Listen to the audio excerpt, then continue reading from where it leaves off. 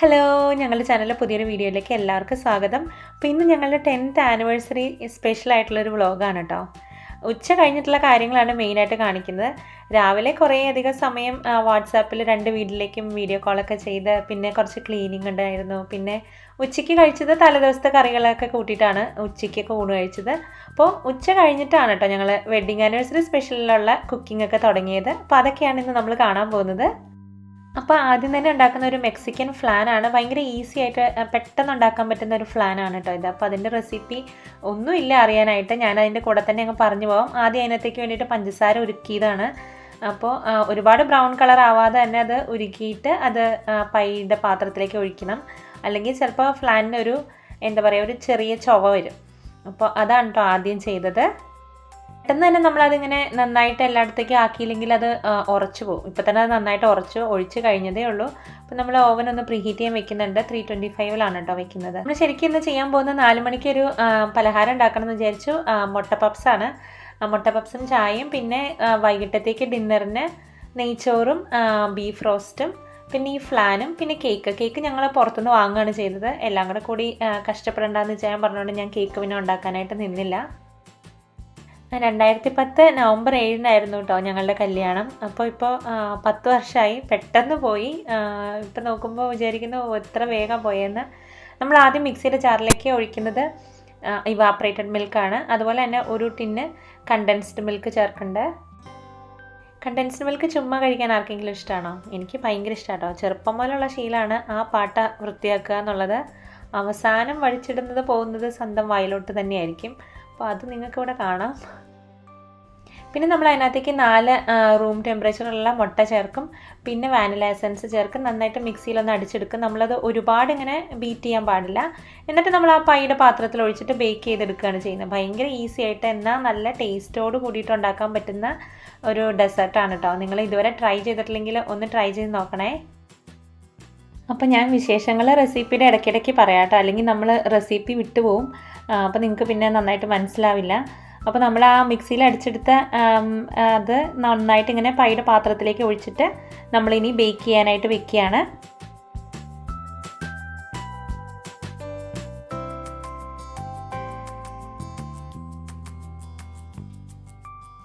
ഇപ്പം നമ്മൾ ചെയ്യുന്നതേ water bath എന്ന് പറയും. അതിങ്ങനെ നമ്മളൊരു പാനിൽ വെച്ചിട്ട് അതിൻ്റെ താഴെ നല്ല ചൂടുവെള്ളം ഒഴിച്ചു കൊടുക്കണം. അപ്പോൾ നമ്മുടെ അടിയിൽ നിന്ന് നന്നായിട്ട് വേവും, അതുപോലെ തന്നെ ഓവനിലിരുന്ന് ബേക്ക് ആവുകയും ചെയ്യും. അപ്പോൾ അങ്ങനെയാണ് കേട്ടോ ഈ ഫ്ലാൻ ഉണ്ടാക്കേണ്ടത്. ഒരു പകുതിയോളം നല്ലോണം ചൂടുവെള്ളം ഒഴിച്ചു കൊടുക്കണം. എനിക്കിതായി വരാനായിട്ട് ഒരു 1 മണിക്കൂറും 10 മിനിറ്റും കൂടെ എടുത്തു. അത് ഓരോരുത്തരുടെ ഓവൻ അനുസരിച്ച് വ്യത്യാസമായിരിക്കും. ഞാൻ 1 മണിക്കൂർ ടൈമർ വെക്കുന്നുണ്ട്. പിന്നെ ഞാൻ 325-ലാണ് ബേക്ക് ചെയ്യാനായിട്ട് വെച്ചത്. അപ്പോൾ വൈകിട്ട് മുട്ട പപ്സ് ഉണ്ടാക്കാൻ വേണ്ടിയിട്ട് മുട്ട പുഴുങ്ങാൻ വെക്കുകയാണ്. അപ്പോൾ അതവിടെ പുഴുങ്ങാൻ വെച്ചിട്ട് അതിനകത്തേക്ക് വേണ്ട മസാലയ്ക്കുള്ള സാധനങ്ങളൊക്കെ അരിയാണ്. ഇപ്പോൾ നിങ്ങൾ വിചാരിക്കുന്നുണ്ടാവും ഞാനെന്താ ഇങ്ങനെ തനിയെ വർത്താനം പറഞ്ഞുകൊണ്ടിരിക്കുന്നതെന്ന്. ഞാനവിടെ ഫോണിൽ നാത്തൂനെ വിളിക്കുന്നുണ്ട്. അവളോടാണ് ഞാൻ മിണ്ടിക്കൊണ്ടിരിക്കുന്നത്. ഞാനാണെങ്കിലും അവളാണെങ്കിലും ഇങ്ങനെ കുക്കിങ്ങിൻ്റെ സമയമൊക്കെ ഇങ്ങനെ വീഡിയോ കോൾ ചെയ്തുകൊണ്ടിരിക്കും. ഇടയ്ക്കിടയ്ക്ക് ഇങ്ങനെ വീഡിയോ കോൾ ചെയ്യും. അപ്പോഴേക്കും നമ്മുടെ മെക്സിക്കൻ ഫ്ലാൻ ഇവിടെ റെഡി ആയിട്ടുണ്ടായിരുന്നു. അപ്പം ഞാനത് തണുക്കാൻ വെച്ചിട്ടുണ്ട്. തണുത്ത് കഴിയുമ്പോൾ നമ്മൾ ഫ്രിഡ്ജിൽ സെറ്റ് ചെയ്യാൻ വെക്കും കേട്ടോ. ആരോൻ്റെ റീഡിങ് ടൈമാണ്. അപ്പോൾ അവനോട് ഇരുന്ന് ഒരു ബുക്ക് വായിക്കുന്നുണ്ട്. അവനോട് ഞാൻ ഉറക്കെ വായിക്കാൻ പറയും, എങ്കിലാണ് എനിക്ക് തെറ്റുണ്ടെങ്കിൽ കേട്ടിട്ട് തിരുത്താൻ പറ്റുള്ളൂ എന്ന് പറയും. അപ്പോഴേക്കും നമ്മുടെ മുട്ട പുഴുങ്ങി വന്നിട്ടുണ്ടായിരുന്നു. പിന്നെ അതിനകത്തേക്ക് മുട്ട പപ്സിന് വേണ്ടിയിട്ടുള്ള സാധനങ്ങളെല്ലാം അരിഞ്ഞു വെച്ചിട്ടുണ്ട്. കുറച്ച് ഇഞ്ചിയും വെളുത്തുള്ളിയും കറിവേപ്പിലയും ആണ് ആദ്യം ഇട്ട് വഴറ്റുന്നത്. ഇഞ്ചിയും വെളുത്തുള്ളി ഇങ്ങനെ നീളത്തിൽ തന്നെയാണ് കേട്ടോ അരിഞ്ഞേക്കുന്നത്. അതും കറിവേപ്പില അരിഞ്ഞതും കൂടെ ഒന്ന് പച്ചമണം മാറിക്കഴിയുമ്പോൾ നമ്മൾ സവാള ഇട്ട് വഴറ്റിയെടുക്കുകയാണ്. അപ്പോൾ ആദ്യം പറഞ്ഞു വന്നത് പൂർത്തിയാക്കിയില്ല. അപ്പോൾ ഫസ്റ്റ് വെഡിങ് ആനിവേഴ്സറിക്ക് ഞാനും ചായനും അവിടെ ഇവിടെയും ഞങ്ങൾ രണ്ടിടത്തായിരുന്നു. അപ്പോൾ എല്ലാവരും സാധാരണ ഏറ്റവും നന്നായിട്ട് ആഘോഷിക്കുക ഫസ്റ്റ് വെഡിങ് ആനിവേഴ്സറി അല്ലേ. അപ്പോൾ അത് ഞങ്ങൾക്ക് അത്ര നന്നായിട്ടൊന്നും ആഘോഷിക്കാൻ പറ്റിയില്ല. അപ്പോൾ അതുകൊണ്ട് തന്നെ 10ാമത്തേത് ഗ്രാൻഡ് ആക്കണം എന്നൊക്കെ വിചാരിച്ചിരുന്നത്. പക്ഷേ അത് കൊറോണ കൊണ്ടുപോയി. അപ്പോഴേക്കും നമ്മുടെ സവാള നന്നായിട്ട് പതിയെ ചുവന്ന കളറായിട്ടുണ്ട്. ഇച്ചാൻ അവിടെ എന്നെ എന്തൊക്കെയോ പറഞ്ഞ് കളിയാക്കുന്നുണ്ട്. അപ്പോൾ അത് ഞങ്ങൾ തമ്മിൽ എന്തൊക്കെയോ പറഞ്ഞ് അങ്ങോട്ടും ഇങ്ങോട്ടും കളിയാക്കുന്നതാണ്. അപ്പോൾ അതിനകത്തേക്ക് നമ്മൾ മഞ്ഞൾപ്പൊടി ഇടുകയാണ്. ആകെ മഞ്ഞൾപ്പൊടിയും മുളക് പൊടിയും കുറച്ച് ഗരം മസാലയും, ഇത്രയും പൊടികൾ മാത്രമേ ഞാൻ ചേർത്തിട്ടുള്ളൂ. നമുക്കിതിനകത്തേക്ക് കുരുമുളക് പൊടി അതുപോലെ പച്ചമുളക് അരിഞ്ഞതൊക്കെ ചേർക്കാം കേട്ടോ. ഞാനിവിടെ മോന് കൊടുക്കേണ്ടത് ഉള്ളതുകൊണ്ട് അതൊന്നും ചേർത്തില്ല. അവനധികം എരിവ് അങ്ങനെ പറ്റില്ല.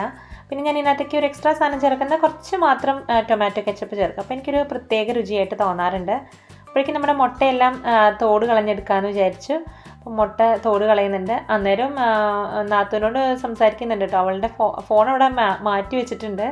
അപ്പോൾ നമ്മൾ പേസ്ട്രി ഷീറ്റ് വെച്ചിട്ടാണ് പപ്സ് ഉണ്ടാക്കുന്നത്. അപ്പോൾ പേസ്ട്രി ഷീറ്റ് ഇങ്ങനെ കട്ട് ചെയ്തെടുക്കുകയാണ്. ഇവിടെ ഇങ്ങനെ പേസ്ട്രി ഷീറ്റായിട്ട് വാങ്ങാനായിട്ട് കിട്ടും. അതുകൊണ്ട് തന്നെ പഫ്സ് ഉണ്ടാക്കാനായിട്ട് എളുപ്പമാണ്. ഞാൻ പേസ്ട്രി ഷീറ്റ് സാധാരണ വീട്ടിലങ്ങനെ ഉണ്ടാക്കിയിട്ടില്ല ഇതുവരെ. ഉണ്ടാക്കാനായിട്ട് റെസിപ്പീസൊക്കെ കണ്ടിട്ടുണ്ട്, പക്ഷെ ഞാനതിന് അങ്ങനെ മെനക്കെട്ടിട്ടില്ല. അപ്പോൾ ഒന്ന് പരത്തി എടുക്കുന്നുണ്ട്. ചെറുതായിട്ട് ഒന്നും കൂടെ അങ്ങ് പരത്തി കഴിഞ്ഞാൽ നല്ല ഷേപ്പിന് നമുക്ക് പഫ്സ് ഉണ്ടാക്കിയെടുക്കാനായിട്ട് പറ്റും. അവസാനത്തെ പണികൾ കുറയ്ക്കാൻ വേണ്ടിയിട്ട് ഞാൻ അപ്പം തന്നെ പാത്രങ്ങൾ കഴുകി വയ്ക്കുന്നുണ്ട്. പിന്നെ നമ്മൾ എഗ്ഗ് വാഷിന് വേണ്ടിയിട്ട് മുട്ടയുടെ വെള്ളം അവിടെ മാറ്റി വെച്ചിട്ടുണ്ട്. മുട്ട പുഴുങ്ങിയെടുത്തതിലേക്ക് കുറച്ച് കുരുമുളക് പൊടി ചേർത്ത് അവിടെ വെച്ചിട്ടുണ്ട്. എന്നിട്ട് നമ്മൾ പപ്സ് ഉണ്ടാക്കാൻ പോവാണ്. അപ്പോൾ അതിനകത്തേക്ക് മസാലയും മുട്ടയൊക്കെ വെച്ചിട്ട് ഞാൻ വെള്ളം കൊണ്ട് ആ അരികിലൊന്ന് തേച്ച് കൊടുത്തിട്ടാണ് കേട്ടോ അത് ഒട്ടിച്ചെടുക്കുന്നത്. ഒട്ടിച്ചെടുത്ത് കഴിഞ്ഞിട്ട് ട്രെയിൽ വെച്ച ശേഷം നമ്മുടെ മുട്ടയുടെ വെള്ളം ഒന്ന് പുറത്ത് തേച്ച് കൊടുക്കും. അപ്പോൾ നല്ല ഷൈനിങ് ആയിട്ട് നല്ലൊരു ഇത് എന്താ പറയുക, നന്നായിട്ട് മൊരിഞ്ഞ് വരുമ്പോൾ നല്ലൊരു മഞ്ഞ കളറും ഷൈനിങ് ഒക്കെ ആയിട്ട് കിട്ടും നമുക്ക്. അപ്പോൾ അപ്പോഴേക്കും നമ്മുടെ ഫ്ലാൻ ചൂടാറിയിട്ടുണ്ടായിരുന്നു. അപ്പോൾ ചൂടാറിയ ഫ്ലാൻ ഞാൻ ഫ്രിഡ്ജിനകത്തേക്ക് എടുത്ത് വയ്ക്കുകയാണ്. 1 മണിക്കൂറൊക്കെ വെക്കുമ്പോഴേക്കും നല്ലോണം സെറ്റായി കിട്ടും കേട്ടോ. അപ്പോൾ നമ്മുടെ പഫ്സ് എല്ലാം ഇവിടെ ഷേപ്പ് ചെയ്ത് വെച്ചിട്ടുണ്ട്. അപ്പോൾ അതിൻ്റെ പുറത്തേക്ക് നമ്മൾ ആ എഗ്ഗ് വൈറ്റ് തേച്ച് കൊടുത്തു. ഇനി നമ്മൾ ഓവനിൽ അത് ബേക്ക് ചെയ്തെടുക്കുകയാണ്. ഞാൻ 400 ഡിഗ്രിയിൽ എത്ര മിനിറ്റ് വെച്ചെന്ന് ഞാൻ ശരിക്കും നോക്കിയില്ല. കാരണം എന്ന് വെച്ചാൽ അതാവുമ്പോൾ ഞാനങ്ങ് എടുക്കുക ചെയ്തത്. ഞാൻ ടൈമറൊന്നും വെച്ചില്ല. അപ്പോൾ ആ സമയം കൊണ്ട് ഞാൻ ബീഫ് റോസ്റ്റ് ഉണ്ടാക്കാമെന്ന് വിചാരിച്ചു. ബീഫ് റോസ്റ്റിൻ്റെ റെസിപ്പി ഞങ്ങൾ പണ്ടേ ഇട്ടിട്ടുണ്ട് കേട്ടോ. അപ്പോൾ അതിൻ്റെ ലിങ്ക് ഞാൻ ഡിസ്ക്രിപ്ഷൻ ബോക്സിൽ കൊടുക്കാം. ആ സെയിം പോലെ തന്നെയാണ് ഞാൻ ഉണ്ടാക്കിയത്, യാതൊരു വ്യത്യാസമില്ല. അപ്പോൾ അത് നിങ്ങൾ നോക്കിയിട്ട് ഇഷ്ടമുണ്ടെങ്കിൽ അങ്ങനെ ഒന്ന് ചെയ്ത് നോക്കും. നല്ല ടേസ്റ്റുള്ളൊരു ബീഫ് റോസ്റ്റിൻ്റെ റെസിപ്പിയാണ്. ഞങ്ങളുടെ അങ്ങോട്ടൊക്കെ ഇങ്ങനെ പൊടിയൊക്കെ ചൂടാക്കിയിട്ടാണ് ബീഫ് റോസ്റ്റ് ഉണ്ടാക്കാറ്. എനിക്കറിയില്ല എല്ലായിടത്തേക്കും അങ്ങനെയാണോ എന്ന്, പക്ഷെ അങ്ങനെ ഉണ്ടാക്കുമ്പോൾ നല്ല ടേസ്റ്റായിട്ട് എനിക്ക് തോന്നാറുണ്ട്.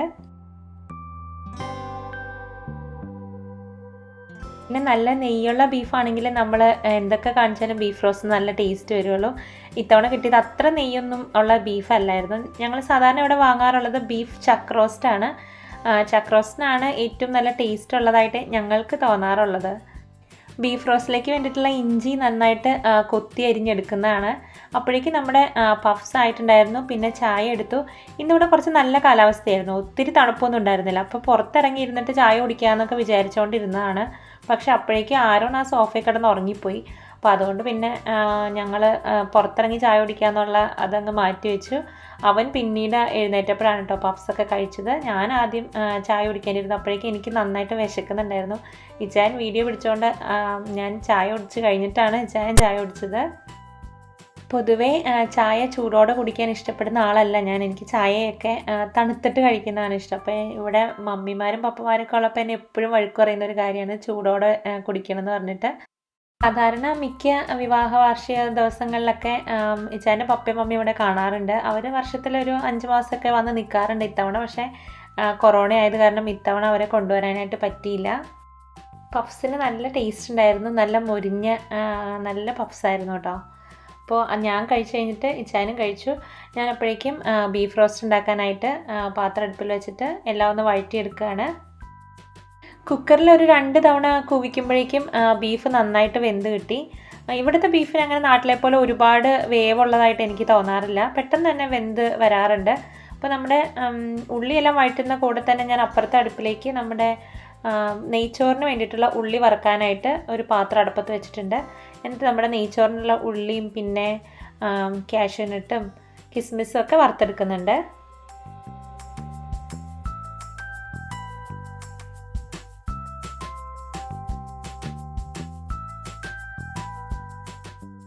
ഞങ്ങളങ്ങനെ വെഡ്ഡിങ് ആനിവേഴ്സറി ഒന്നും ഒരുപാട് അങ്ങനെ ഗ്രാൻഡായിട്ട് ആഘോഷിക്കുകയൊന്നും ചെയ്യാറില്ല. ആകെ ഞങ്ങൾ മോൻ്റെ ബർത്ത്ഡേ മാത്രമാണ് കുറച്ചും കൂടെ നന്നായിട്ട് ആഘോഷിക്കാറുള്ളതെന്ന് എനിക്ക് തോന്നുന്നു. പക്ഷെ പുറത്ത് പോയി ഭക്ഷണം കഴിക്കാറുണ്ട് വെഡ്ഡിങ് ആനിവേഴ്സറിക്ക്. പക്ഷേ ഇപ്പോൾ കൊറോണ ആയത് കാരണം വീട്ടിൽ തന്നെ ഉണ്ടാക്കാമെന്ന് വിചാരിച്ചു. പിന്നെ ഞങ്ങൾ കഴിഞ്ഞ തവണ വിചാരിച്ചിട്ടുണ്ടായിരുന്നു 10ാമത്തെ വെഡ്ഡിങ് ആനിവേഴ്സറി കുറച്ച് ഗ്രാൻഡ് ആക്കണം, കുറച്ച് ഫ്രണ്ട്സിനെയൊക്കെ വിളിച്ചിട്ട് നന്നായിട്ട് ചെയ്യണമെന്ന്.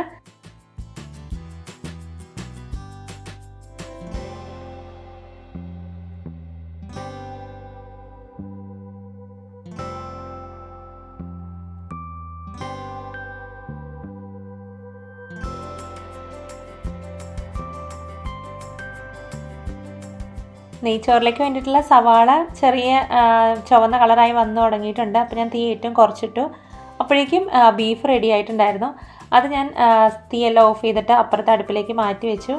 ഇനി നമ്മുടെ സവാള ഒന്ന് വറുത്ത് വന്നത് നന്നായിട്ടൊന്ന് കോരി മാറ്റാം. ആ സെയിം എണ്ണയിലേക്ക് തന്നെ കാഷ്യൂനട്ടും കിസ്മിസും നന്നായിട്ട് വറുത്തെടുക്കുന്നുണ്ട്.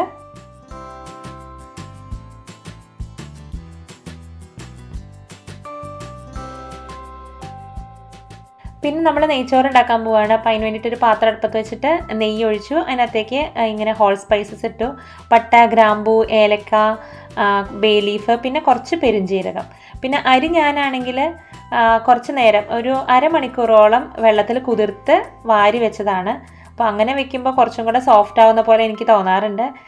ചില തവണയൊന്നും അങ്ങനെ സമയമില്ലാത്തപ്പോൾ അങ്ങനെയൊന്നും ചെയ്യാറില്ല കേട്ടോ. അപ്പോൾ അരി ഒന്ന് നെയ്യിൽ കിടന്ന് നന്നായിട്ടൊന്ന് വഴണ്ട് അതൊന്ന് നല്ല മണമൊക്കെ വരുമ്പോൾ ഇരട്ടി വെള്ളം ഒഴിച്ചിട്ട് വേവിച്ചെടുക്കുകയാണ് ചെയ്യുന്നത്. ഞാൻ വറ്റിച്ചെടുക്കുകയാണ് ചെയ്യുന്നത്.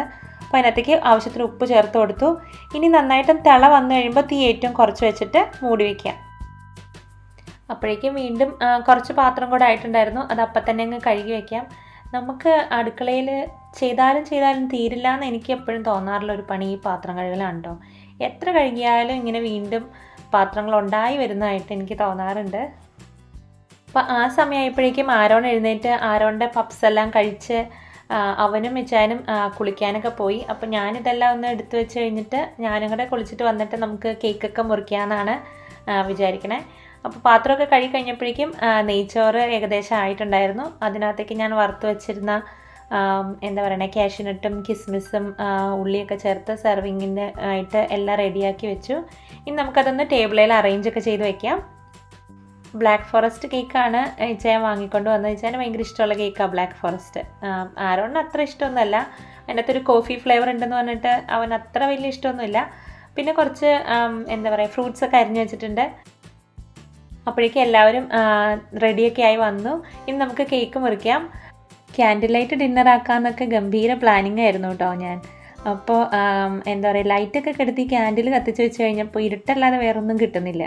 അപ്പോൾ ഞങ്ങൾ വിചാരിച്ചു പ്ലാൻ മാറ്റിയിട്ട് ഞങ്ങൾ ലൈറ്റെല്ലാം ഇട്ട് ക്യാൻഡിലൊക്കെ കത്തിച്ച് വെച്ചിട്ട് കേക്കൊക്കെ മുറിക്കാമെന്ന് വിചാരിച്ചു. അപ്പോൾ അങ്ങനെ ഞങ്ങൾ ക്യാൻഡിൽ വിത്ത് എല്ലാ ലൈറ്റും ഇട്ടിട്ടാണ് കേട്ടോ കേക്ക് മുറിക്കുന്നത്. അവനാണ് നടുക്കുന്ന് കേക്ക് മുറിക്കുന്നത്. അപ്പോൾ അവൻ തന്നെ ഉണ്ടാക്കി വെഡിങ് ആനിവേഴ്സറിയുടെ ഒരു കട്ടിങ്ങിൻ്റെ പാട്ട് പാടുന്നതാണ്. എന്നിട്ട് ഞങ്ങൾ കേക്ക് മുറിക്കുകയാണ്.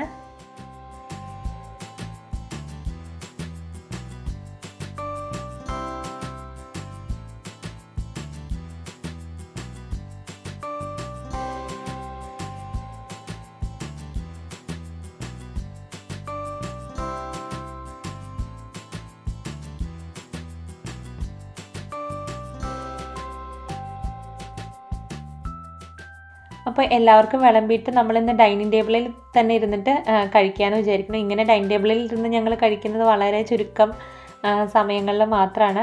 അപ്പോൾ അവനവിടെ കേക്ക് കഴിക്കുന്നുണ്ട്. കേക്ക് കഴിച്ച് കഴിഞ്ഞിട്ടാണ് കേട്ടോ അവൻ ഗീ റൈസൊക്കെ കഴിച്ചത്.